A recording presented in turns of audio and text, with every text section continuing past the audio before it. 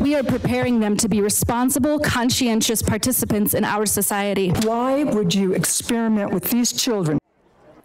It has been a long day and night at the state capitol. Hundreds of people signed up to speak about a sex ed bill. Many are worried it will teach kids about sex acts and harm conservative values. The bill itself, though, does not. That has not stopped people from falsely claiming that this bill would ban talking about religious values in school or rule out abstinence education. Again, none of that is true. The bill does eliminate abstinence-only sex ed, and it says that schools that choose to teach sex ed cannot ignore same-sex relationships. The bill has attracted so much attention, it was such a late night tonight. 9 News reporter Jordan Chavez has been there for it, and Jordan, they just wrapped up the testimony. Yeah, you know, Kyle and Kim, more than 300 people signed up to testify in front of lawmakers today. Yeah, and like you mentioned, now after more than 8 hours, it appears it's winding down. Inside, we heard from many supporters of the bill, but most people who spoke say they were against it, some using misinformation in their message.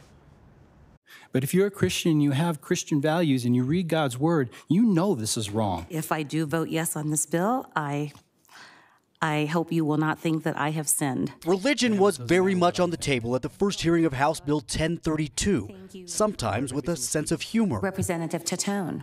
Father, as a Catholic priest, are you abstaining from sex in your practice? I'm just asking as a question. Well, I am a handsome man. Well, to follow up the question, which was my main point, is you seem to be an expert on the topic. How did you become an expert on the topic? I hear confessions. The bill, aiming to get rid of abstinence-only sex education courses, drew a sometimes raucous crowd. Same thing over here. That even caused the typically calm sergeant-in-arms We are still going to get you signed up. to get up in arms with people waiting outside the committee room.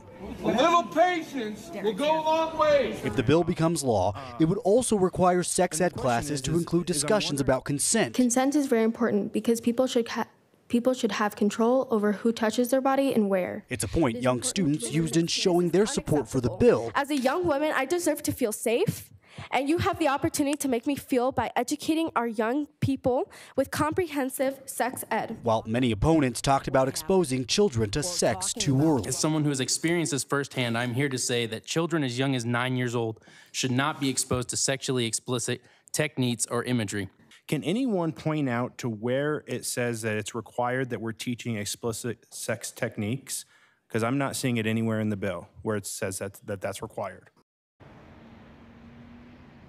Democratic State Representative Susan Lontine, the legislator behind this bill, says even if it becomes law, parents still have the choice to opt their kids out of taking these courses altogether. But that's not quelling the strong feelings here tonight. Kim?